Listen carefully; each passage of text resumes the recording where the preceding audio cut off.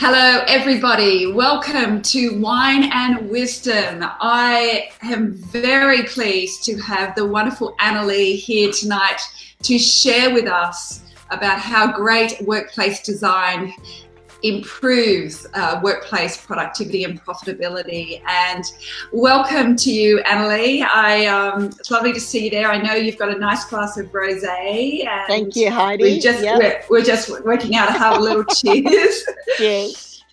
Cheers to you. Amongst all the mania that's going on right now, it's really important that all of us find space in our lives that we can come together and we can share a wine, we can share a little bit of joy, we can share stories, and we can share wisdom. And that's what this whole show is about, for me to find the people who are at the very top of their field, the experts who can share the wisdom that they have had and the experience and skill over so many years, and bring it to everybody who is either watching now or who will be watching later on. So that's why I've got Annelie here. And Annelie, let's get straight into it, because I would just love for you to share with everybody about who you are, what you do, and why your work is so important in this world that we're living in.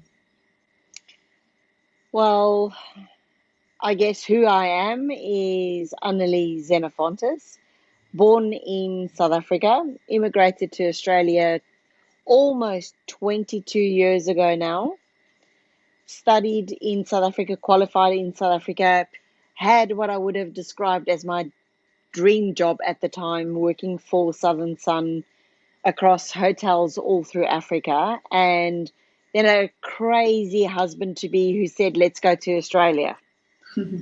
Fast forward 22 years later, loving my job, loving the impact that everything that we do at Axiom has a positive impact, not just on senior management, but on everyone in organizations by improving their experience as an employee from the moment they walk in the front door to the moment that they go home. We really would like them to feel that we've created the best possible workspace that they can be in. So I'm quite passionate about that, in that days gone by, CEOs used to come in and say, oh, I need 5 offices, 20 workstations, 20 hot desks, and be done with it. Where today I think people are paying attention to the man on the ground and asking them for their input as to how they see themselves working and how they feel they need to work. And that's where we come into play, creating that space that really engages with the workforce. Yeah, and I mean, I've been lucky enough to be at Axiom Workplace a number of times, and it's an extraordinary place to walk into. And I'm sure that for anyone listening, if they contacted you, that you would invite them to come and see the incredible work you have done, because it really showcases everything that you, of course, now do with all other people in all other workplaces. And I think it's a great place to start to see how design can create this thriving workplace, this thriving work culture, which is something we all want to be able to create. And I was reading earlier today a Gallup report about how, the engagement that staff have in Australian and New Zealand companies is somewhere depending between 14% are engaged to about 33% are engaged, which is very, very low. And I'd love to hear your thoughts on how workplace design can actually improve that engagement score, because I know you actually have a really great tool, don't you, to help measure that. Can you talk to us about that? Yep, we do. We have found a loophole, I guess, in the market, in often sitting in front of CEOs and CFOs saying, well, I'm making a significant contribution and investment in this project. How can you prove that what you do is going to increase productivity and engagement? Yeah. So we took a step back, worked with behavioral psychologists to develop a questionnaire that would, at very baseline, engage with all staff across organizations, ask them what's really important to them and how well it's supported in their current workspace, which then allows us to sift through the data, see where we need to pay attention, what they're doing really, really well, you don't want to lose. In turn, what's really important and not well supported are the things that you want to focus on and ensure that in future that you're picking up the support level on those important elements and really pay attention to what matters, because individual organizations have things that matter to them that are different to other organizations. And to me, that's the crux of it all. No one has this is what an office looks like, this is the formula, we're going to roll it out, and that's what it's going to be. Your office needs to represent the who you are, the culture sitting in behind how you live out every value in the organization, in contact with other staff members, in contact with your ELT, with your customers or your members, be it whichever way it goes. You need to feel what that culture is like. And for me, I guess when you walk into a space and you sense what it feels like, you have an idea of who the organization are. And as a candidate, when you walk into that for your first interview, you'll go, oh, yeah, love to work here. I'm aligned. They believe in the same things I do. They work the same way I do, or I can see myself adjusting and working the same way they do. In turn, for organizations, that means that they don't spend oodles of resource and money on getting candidates through the door, onboarding them, training them up, and they actually go, this is not for me. Yeah. So even at base core principles, you've got an alignment as to whether you are going in the same direction. It talks to that having a strong vision from a leadership team. It should sift through everything. It should sift through how you work with your people, how you represent your values in space, what people feel like when they enter your space as a candidate, as a visitor, as a staff member. And in turn, that improves that engagement with staff. And I mean, I could never imagine working on something that I didn't value or believe in. So if we took that as the baseline of employees, saying they're going to find a job that they love doing, in addition to that, what's going to make them choose one job over another job? I would say it's that sense of feeling. Do I belong? Do I have a synergy with the people within that organization? And space in some way defines that culture because it enables you to live out your values. You know, a simple example would be transparency. If someone says to me transparency is one of their values, and I walk into their office and it's got, you know, heavy gyprock walls in the arrivals area, no visibility through to the workspace. You then walk into the workspace and you're walking into enclosed offices. I would stand back and question, what does transparency really mean? Because this is not transparent. Yeah. You've got to have that synergy and that feeling that they are actually living their values. Yeah, and I mean, that brings up two things for me. Firstly, that, you know, first impressions do count.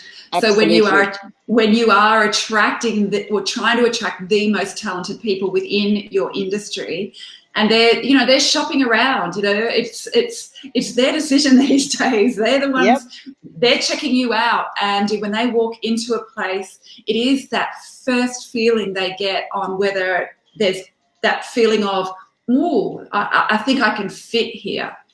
So I suppose there's that first impression thing. But secondly, there is also that whole thing about, everyone went through this whole stage of wanting to have these kind of groovy Google lookalike workplaces, you know, make me look like Google. And I know that I've worked in many places where that was kind of the feel, but it just did not have any link to what you're talking about with their own values. And Yep. so my question is for that, like, how do you extract all that? Like when you first go in and someone says, we want to transform this space, how do you extract those values that are the real values, not just the lip service ones, and then design to that? I guess in some way, shape, or form, we test the lip service values. So we look back at the organizational values and go, well, how does that really translate in practice? Yeah. We often get a collection of people. I like having a mix of senior, junior, experienced, non-experienced people in a room. Yes. Dedicate an hour, 2 hours worth of quality connection discussion on things they would normally not talk about. Force them to really think through, what does all of this mean? So when you are responding to what would I like my office to be in view of my physical environment and in view of my values, make people make the connection. Because as soon as you have that staff engagement, they are providing you with the solution. It's back to basics, going to the ground. The men on the ground, or in this case, men and women on the ground, do have the answers. If you just dare ask them, they will give you the insight of what would be a really good solution. We sit on top and then interpret what they are telling us is the real crux of how they'd like to work or how they perceive their values, and then interject on how we can see it practically evolving and pushing the boundaries and providing a space that really connects those things. But for us, it's really listening.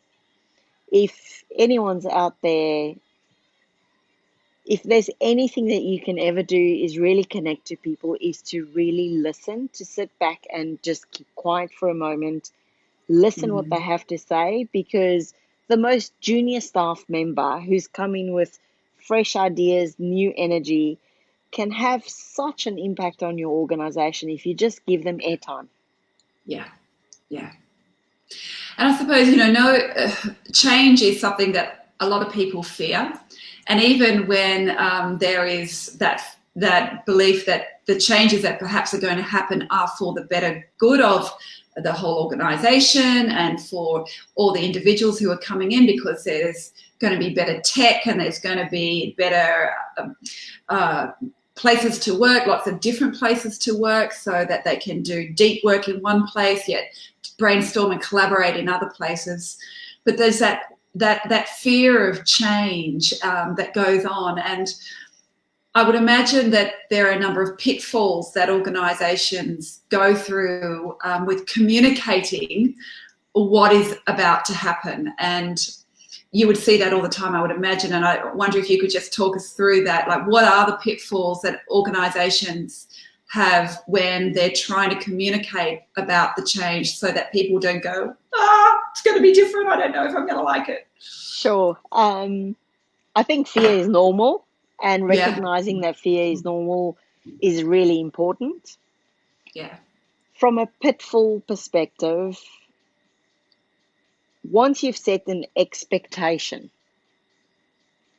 you need to either meet the expectation or exceed the expectation. From my perspective, it's always good not to go in with a set agenda which dictates to staff what's going to happen. Yes, senior management have a vision and they have a guideline as to what needs to happen at what budget within what time frame. That's really, really important.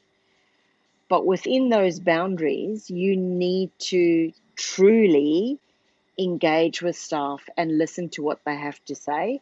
So don't jump to a conclusion.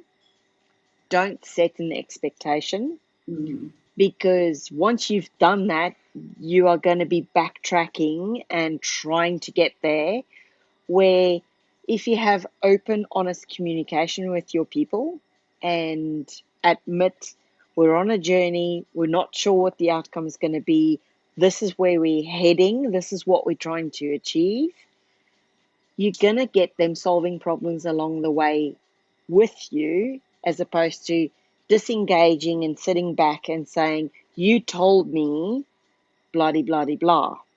Yeah. So there's a very different scene setting there. You've got someone helping you along the way on every level of your business. If you engage with them, that's a much better outcome than having someone say, this is the way it's going to be, and then someone coming along and criticizing the outcome and not being part of the solution. So for me, the pitfall really is listen, don't set expectations, and be very clear and honest that it's going to take change. It's going to involve fear, but we're all in it together. We're going to stand together. We'll get there. Yeah, great. And I suppose, you know, in these times that we're living in, which are quite unusual right now, I mean, as you know, I help companies create what I call resilient workplaces. And right now, resilience at all levels, from an individual level, from a leadership level, and from an organizational level is really crucial. How do you see workplace design helping to create a resilient workplace? For me, it's about the flex. So if you fill someone's bucket with frustration every day, you are asking them to stretch beyond what is enjoyable. Yeah.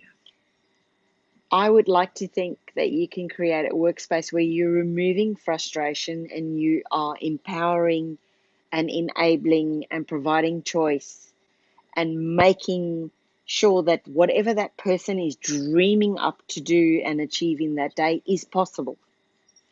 Yeah. I think that's a very positive way to start your day and feel like you're going to achieve what you want to achieve. Whereas if you start on the flip side, you know, I've got 20 things on my to-do list. I'm only going to do 5. So you've already failed. And that, in my mind, me personally, is very challenging to know that you've already failed when your day hasn't even started. Yeah.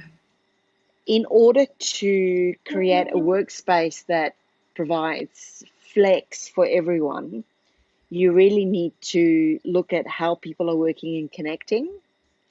What are the idiosyncrasies that particular organization may have or may need to give them that extra bandwidth to cope with whatever it is that they face as a challenge to face that day. Yeah. So for me, that resilience comes from being able to adapt. Okay, plan A is not working today. We've got to go to plan B. I mean, for example, today is classic for us internally. We've been set up to work flexibly in an activity-based environment. None of us are attached to desks in Axiom. We can work from site, we can work interstate, so today we were faced with, well, what is your COVID-19 action plan? We looked at each other and went, a little bit of extra hand sanitizer, possibly working from home as opposed to working interstate or working from a different site. But the biggest impact was, how do we connect to people? We were already set up to be able to connect to people in different ways. So for us, we were set up to succeed already. Yeah. For me, that is already having resilience built into the way we work. Yeah. And that's really, really important. Absolutely. And, you know, I suppose we are seeing right now those organisations that have already been working hard at having those capabilities within the organisations to allow for a very unforeseen time, which we have, but they are resilient because they are able to continue with business because of the tech that they have brought in, and also the that shift in mindset of it's not about having somebody that I can see in front of me working from 9 to 5. It's outcome based. We want an outcome. So whether you get to that outcome from your home office, from your work office, interstate, or in the coffee shop, doesn't matter as long as you get the outcome. And of course, that's what we need right now. We still need outcomes. Organisations still have to be productive and perform. We just need to do it in a whole different way. And so getting that particular part right is what's going to help organisations be resilient in times of stress, uncertainty and change, which we've got going on right now, of course. So Annelie, what do you do personally to fill your bucket up, fill your resilience bucket so you can deal with times of stress, uncertainty and change? What's your number one tip? Before I answer your question, I believe having backing from leadership adds to resilience. If you know someone's got your back and someone believes in your ability, that boosts your resilience to the nth degree. So I just wanted to put that out there as thank you for saying that. So true. Leadership out there. You've got to back your people. You've got to trust them. You've got to believe in what they do, because you are making them more resilient by giving them that positive, I believe in you because I know I've got the right people on board. Me personally, interesting, probably a few layers. I always go to my team, and I work with a greater team across Axiom. My resilience comes from knowing that no matter what goes their way, they're going to cope. They're going to shift and resource, and we're going to work together as a team. For me, that resilience really comes from that sense of I'm not in it alone. I have a greater team that I can tap into and go, gosh, today I need Ben. Tomorrow I need Ruben. The day after I need Nicole. The day after I need Michael. I've got people around me that I can assign specific things to. From a personal point of view, I have a wonderful family to come home to. It's for me to tap in and go, how was your day? How's it all going?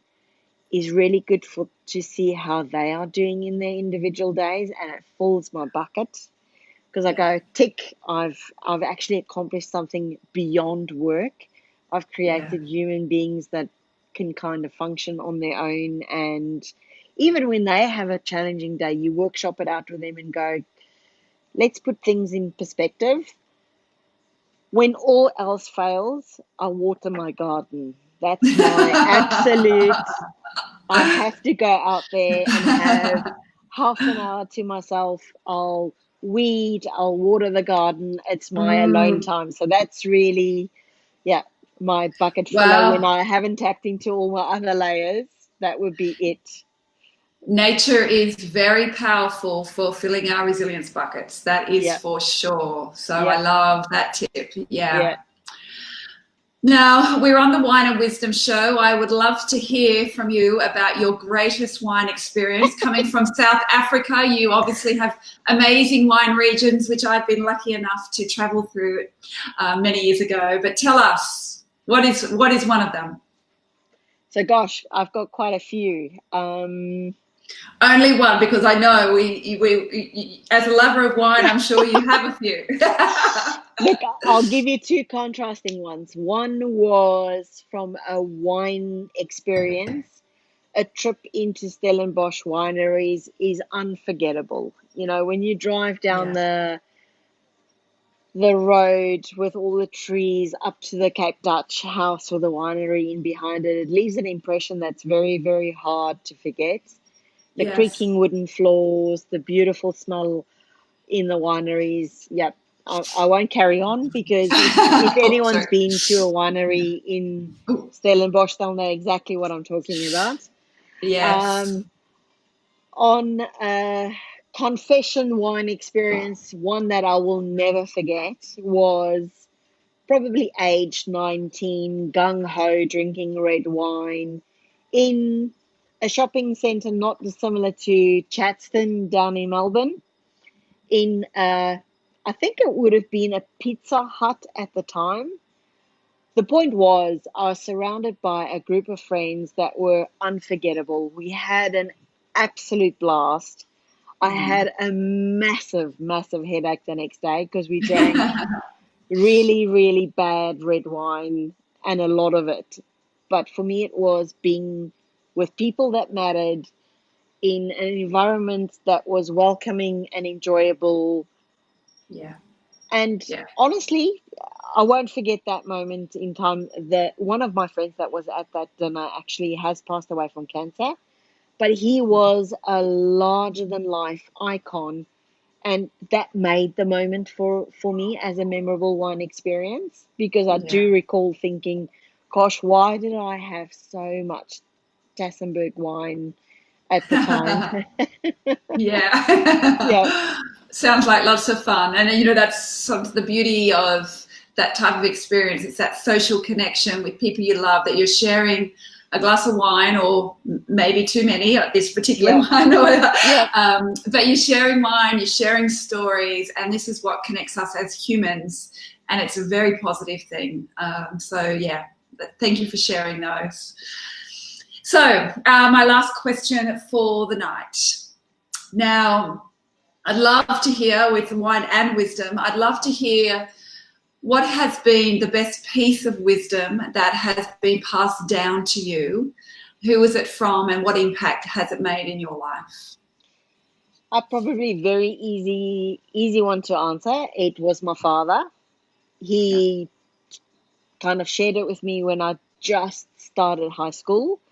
You know, when you get all that extra pressure of you have to do well, you have to spend time studying.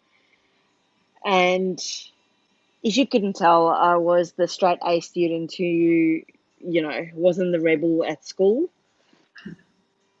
And I think I was stressing over an assignment one day, and I was collaborating with a couple of people, and my dad just turned around to me and said to me, if it's not within your control, stop stressing about it. If you can't make a change to the way it's going to come out, don't waste energy stressing about it. And that stuck with me for life, because we all face multiple situations during the normal day where you go, oh, and you go, well, actually, I'm in it. I can't change it. I might as well just be passive and not get worked out and waste energy on something that's not worth changing. Yeah. Oh, I love that. And such wise words, because we can't control everything in our lives. So when you can just recognize that and let it go. Oh, wow. What a beautiful thing to have been gifted and to be able to then put into your own life. Yes. Yep. Well, thank you, Annelie. It's been great sharing our show with you tonight. Thank you for your experience and all the words that you've had and on how to create amazing workplace design to improve engagement and productivity within a workplace. I know that I'm going to put in the notes, you've got a really good link to an ebook on how to do this all with a little bit more detail than we've talked about tonight. And I know that Axiom is such a giving company and a sharing company, so generous, and I'm sure if anyone wanted to know some more information that they could just contact you via there. Is that right? Oh, absolutely. For us, really, at the end of the day, it's about making that positive impact. I mean, we say we create thriving workspaces, and that's what we're ultimately all about. Absolutely welcome to have anyone join in the conversation. Yeah. Well, I know as I said, from being there, that you do create thriving workspaces and you create award-winning ones, which everyone can have a look at when they go to your website. So thank you, everybody. If you do have any questions, please put them in the comments on this Facebook live post, and we will go back to them and answer anything if you're coming in a little later to watch. I will be editing it with all the transcription and posting it again. So if that's a bit helpful, you will have that as a resource if you'd like to share it with your teams. But thank you, Annelie. Have a wonderful night, and I look forward to sharing not just a digital wine with you, but a real wine with you at some stage. Cheers. Thank you very much for having me. It's been an absolute pleasure. All right. Night, everybody. Thanks.